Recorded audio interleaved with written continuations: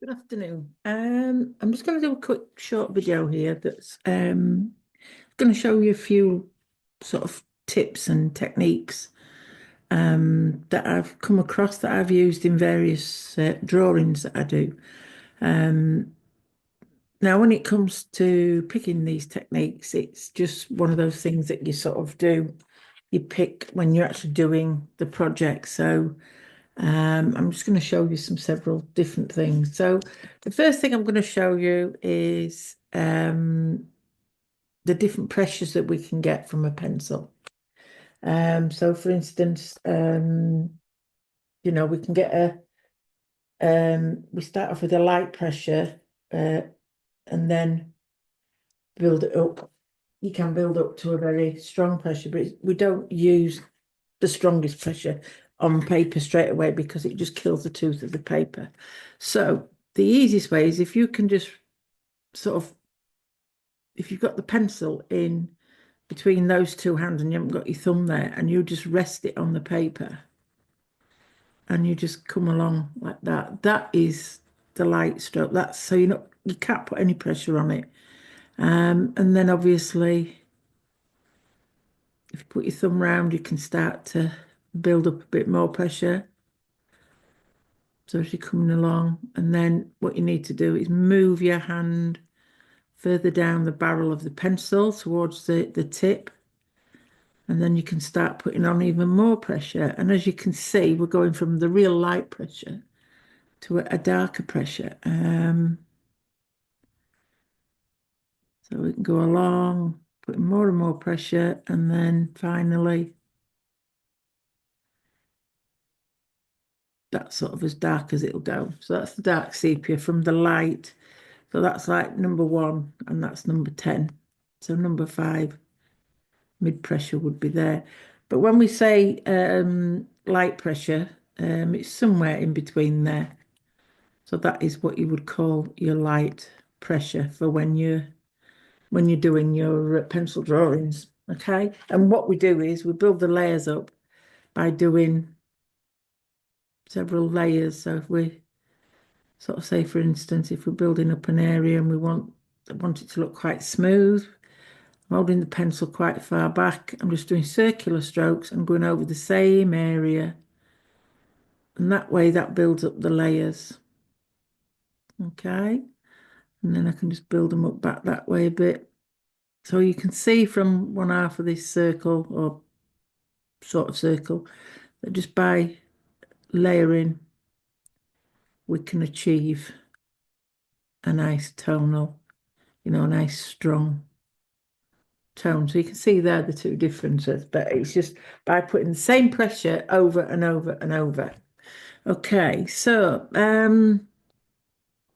now when it comes to strokes, I have a limited amount of strokes that I do. So if I want something, when I'm doing, say, eyes, for instance, so when I want to do eyes, now for me, eyes, if I'm doing an animal or something, the eyes are usually the main focus of the art piece, and it's what attracts people. It's the first thing they look at. And if you can get the eyes looking right and glassy and everything, then you're sort of halfway there, really. So when I'm doing eyes, I use what I call a circular stroke, which you've just seen me do. Um, when I'm putting all the base layers down, because what I need is a nice, even coverage of colour, lightly layered colour, but sort of even coverage. So by doing circular strokes, you're more likely to achieve that. If you start trying to do backwards and forward strokes like that, and then you come down here, what usually happens is you usually end up with bits of lines in there. It doesn't look that even, and you get lines in there. But the other way you could do it is if you do sort of cross hatching. So you could go that way, back up again, and then that way, and then back up again. So that's that 4 light layers, but you still got an even coverage. So they're the ones that I use mainly when I'm doing eyes, except when on the top layers, obviously then you want to show that this piece is cylindrical, is circular, and that it's a ball going into a socket basically. So I do sort of, so imagine that's your pupil there. And then you've got your iris on the outside here.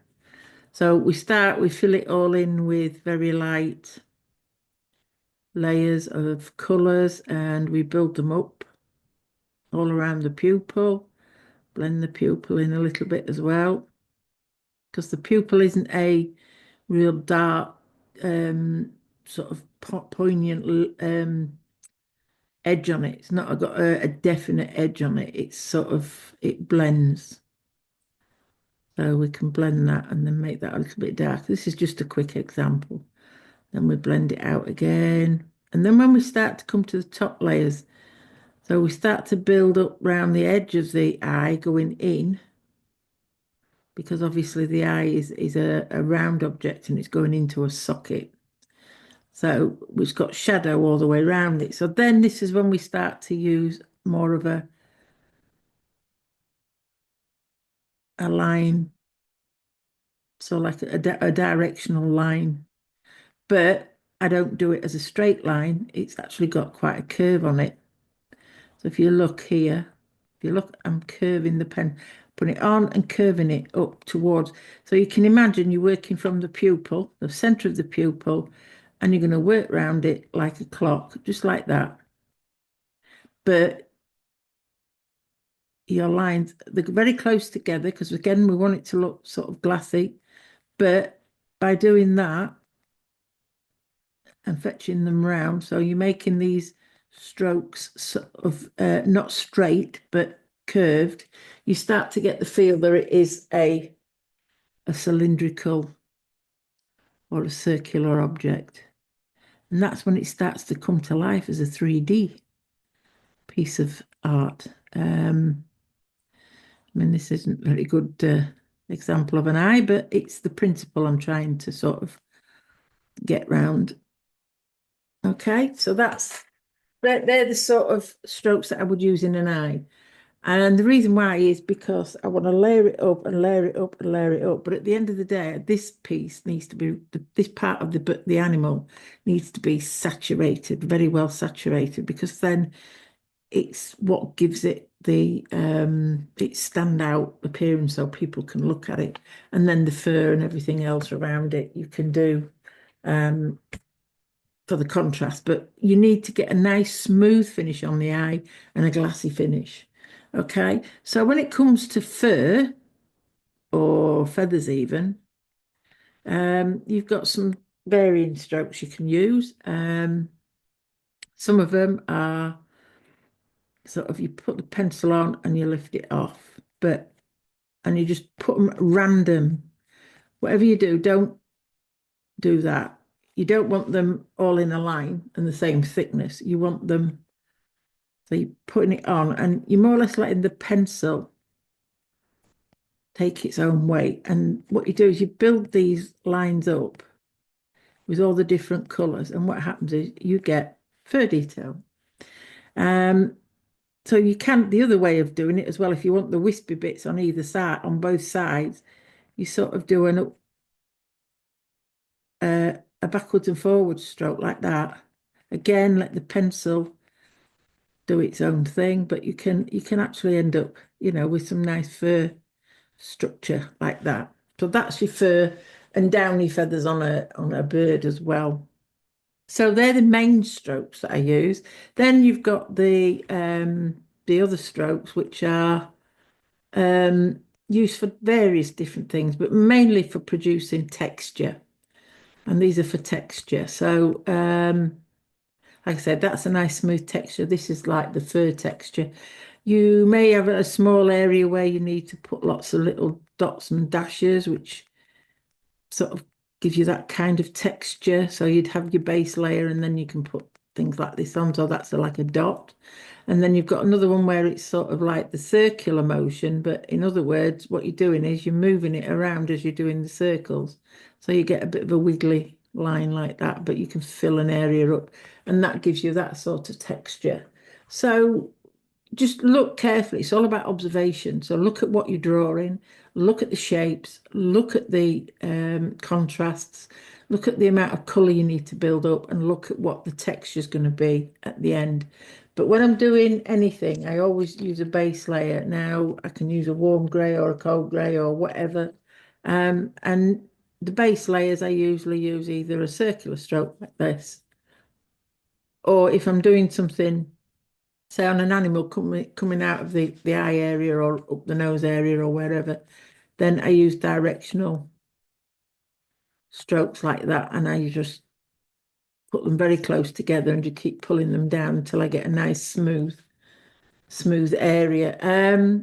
And what I can do with that is sometimes I don't have, sometimes when I'm doing the eyes, I have a nice sharp point, and you'll see me turning the pencil round to keep that point going. So it becomes equal all the way around all the time. But when I'm doing something like something sometimes like a base layer, and I'm doing it in the direction of what I need it to go, I will have a slight chisel edge. I don't know if you can see that there. It's got a slight chisel edge on it there. So what I can do is if your pencil's a bit too sharp, all you need to do is just a couple of strokes, light strokes, across a bit of sandpaper, and there you have your chisel strokes. So there's some of the strokes that we use. Now I'm going to show you, I'll just show you a little bit about how you, polychromos are semi-transparent. Not fully transparent like watercolors, but they're semi-transparent. The value for money, because they're an oil-based pencil, that in other words, the binder in it is that they do put wax in it as well, but there's more oil in it than wax. And these are quite hard pencils, so they keep the point and you don't have to sharpen them as much. You will get other brands, and they can be a little bit too soft. Luminants are very soft. They're a waxy based pencil. Light, faster and oily base like these, but they're softer than these, so they do wear out a lot quicker than what these do. So polychromos are a favourite for a lot of artists, and it's the pencil I use the most. But I do have a full set of light, fast, the luminance, the chromaflow. These ones are polychromos, and what's the other ones?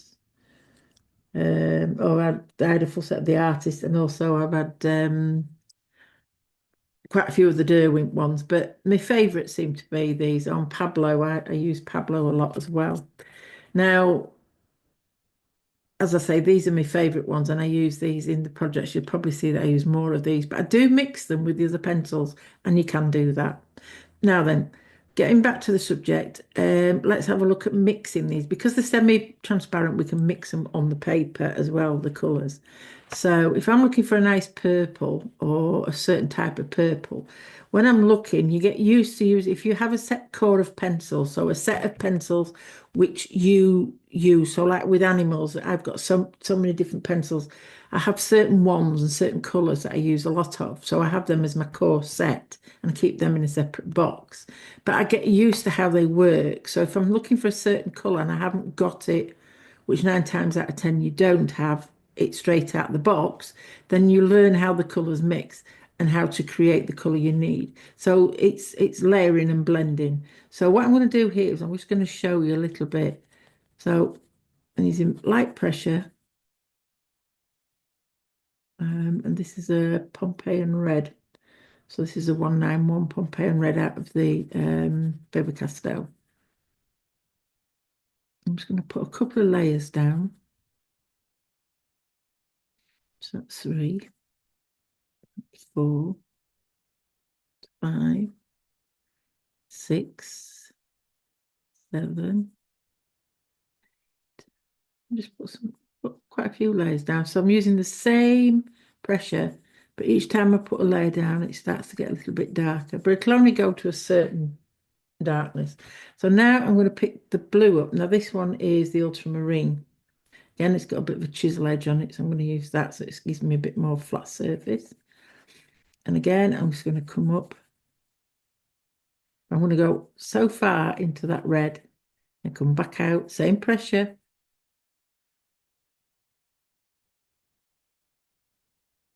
4, 5, 6, 7, 8, 9, 10. If you look there, we've got that's the Pompeian red. And then we've got the ultramarine. And then mixed, we get a purple colour. Okay, so, and it also creates a bit of, you can see that you've got this pink coming, this red coming through the blue as well. So this shows you that they are semi-transparent. Okay, so that's one way. And then if you want to blend them together more, you can either use a lighter colour or a white, or you can even use a solvent. But just for today's experiment, we're just going to use the white polychromos. So what happens is if I go across, again, just light pressure, I'm not putting any more pressure on. I'm just putting light pressure on. But if you can see, it starts to help. It pushes the pigment around and then it helps to blend it into the surface. So in other words, you're not seeing as much surface come through. So it's blending it through and then it also lightens it a bit. So what you can do is you can go back over, do another couple of layers.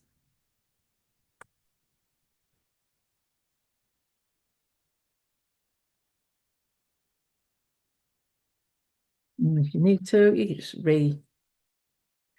reblend. And if you look, they should blend nicely together. Okay, so there you've got the colours. So layering and blending. Right then, the other thing I'm going to just show you quickly today, one of the techniques is about taking colour out, because with coloured pencil, you work light to dark as a general rule. If you're using pastel mat, then you can work the other way. You can put lights on top of darks.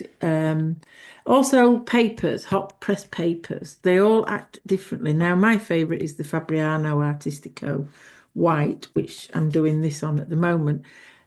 And this seems to work with polychromos. It works very well, but it also is very adaptable and very acceptable of things like the ceramic blade and like tape, scotch tape to take colour out. Some papers don't. Some papers you can layer and layer and layer and try a ceramic blade and it just destroys the paper. So you have to experiment with different papers. So just on the Fabriano Artistico. So what I'm going to do is I'm going to put quite a few layers of this. This is dark sepia. I think this is one of my most used colours. I'm just going to put in a few good few layers.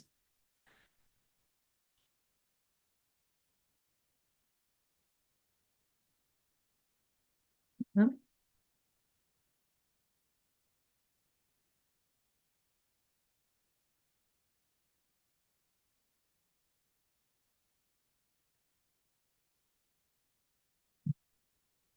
Just put some on this way.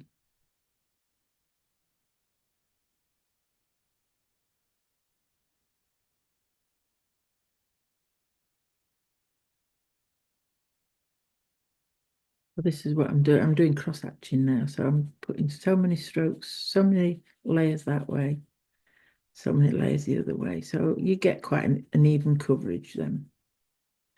It's getting quite dark. So I'm just actually going to put a little bit more pressure on now, not too much more. I'm going to put a little bit more pressure on, just so that I can show you about taking things off, taking colour out. Okay.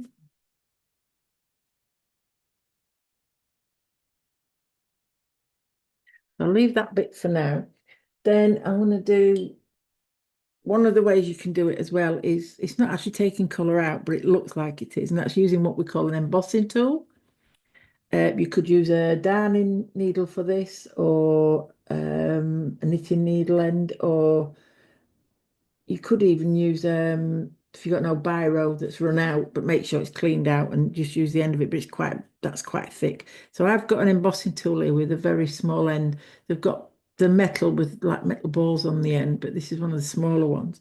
So what I'm going to do is I'm actually just going to put put it on here, and then I'm just going to pull across. So this is great for like whiskers.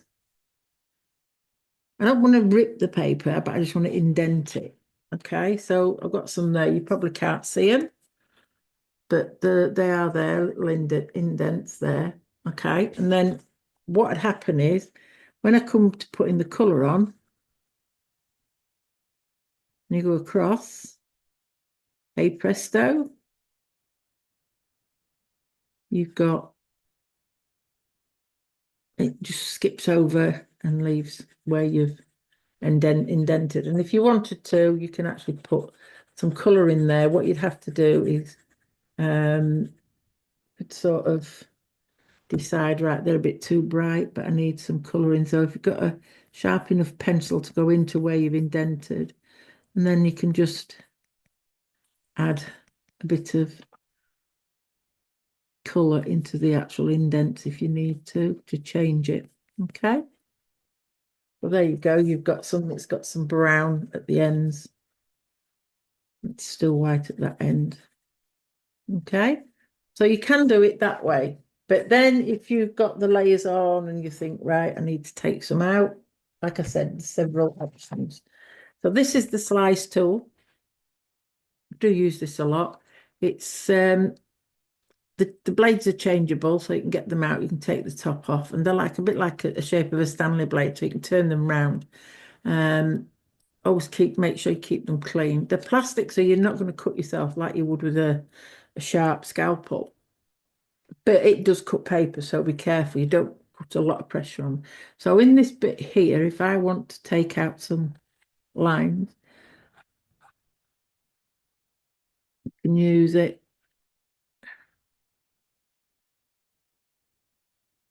Like that.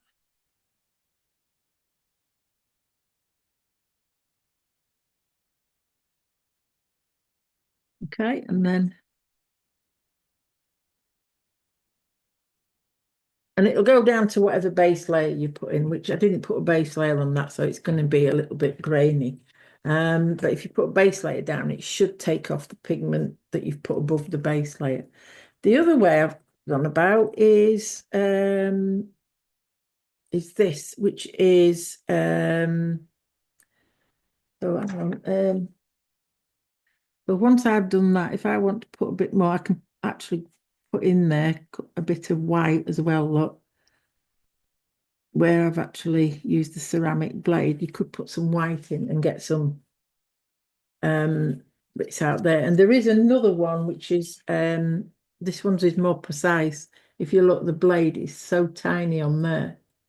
Can you see it's very, very, very tiny? And it's not going to work. There's not enough layers on there for that one to work, but you do need a lot of layers.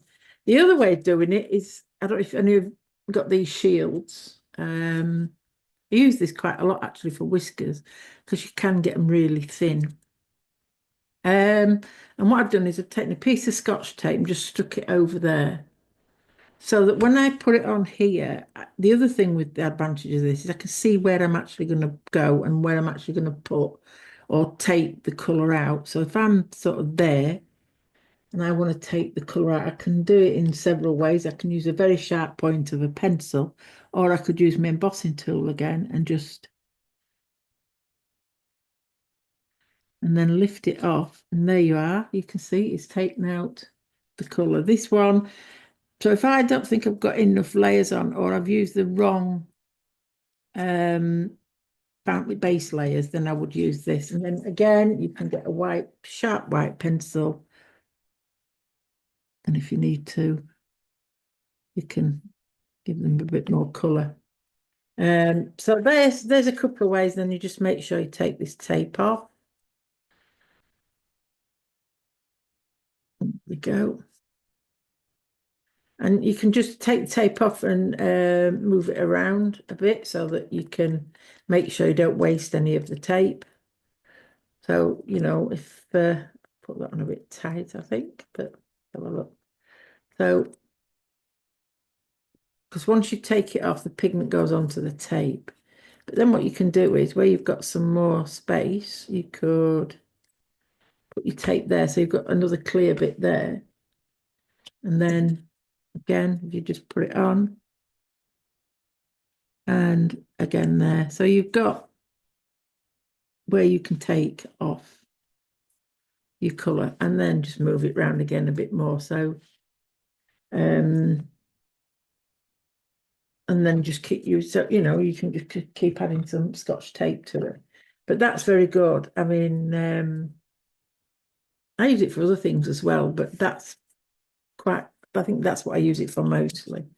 Um, so that's some of the tips for today. There's a lot more, obviously, but what I found is when I first started with colour pencil, I have quite a lot of sketchbooks. And like I said, for animals, because I found I enjoyed doing animals more, I did their main features in a sketchbook. So I've got one sketchbook full of eyes, all different animals. And I've got a sketchbook full of like birds' feet, paws, cats' feet, different animals' feet. I've even got some horses' hoofs and that in there. Um, and you get to know the subjects that you're working with. You start to understand the contours and how they work. So you start looking for shapes when you're doing a project, because that's basically what I do. My project is broken down into shapes, contrast, and obviously texture. And building up by building lots and lots and lots of layers. Um, and then I've got these different techniques. So I often look at what other artists are doing, and I think we're all the same, and that's how we learn. We learn off each other, and that's not a bad thing. So you might hear another way of taking color out of a color pencil drawing. And you'll try it, and the best thing is you try all of these different techniques, but you'll find some of them suit you and some of them you don't like using or you can't get to grips with it or whatever. But it's by experimenting and messing about and trying to achieve certain textures, this is where you start then to develop your own style. So you can learn off other artists. You can start by sort of following some of their style, but don't get bogged down into every little bit that they do. Try and put a bit of time aside and spend some time sort of thinking, right, I've got my sketchbook.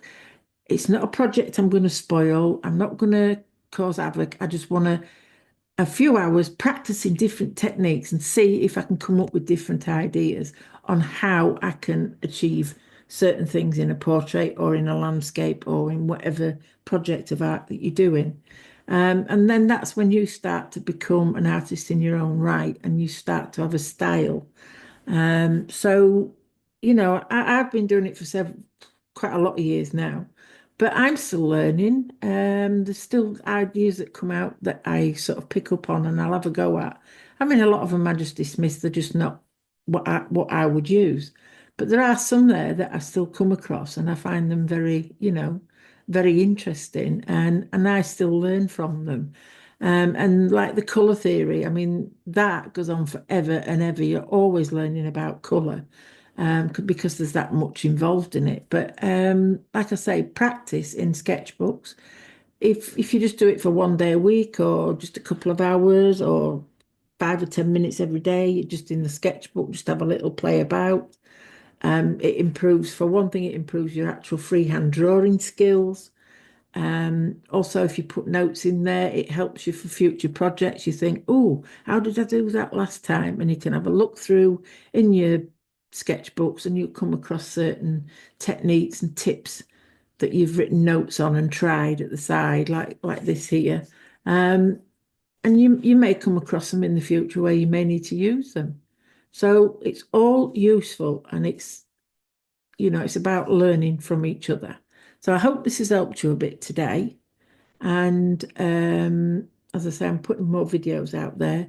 I'm just waiting for the studio to be finished outside. And then once we move in there, it'll be a lot better because it'll be a quieter space rather than in the house and having to plan when I do the videos.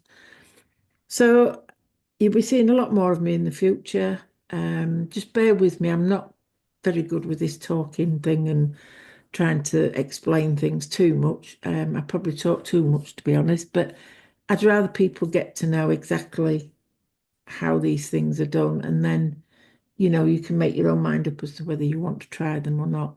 Okay, so thank you very much for listening. And I hope if you've only taken one thing away from this video today, that's one thing that you've learned, and that's what matters. Okay, so I look forward to seeing you again in the future. Thank you for listening. Bye.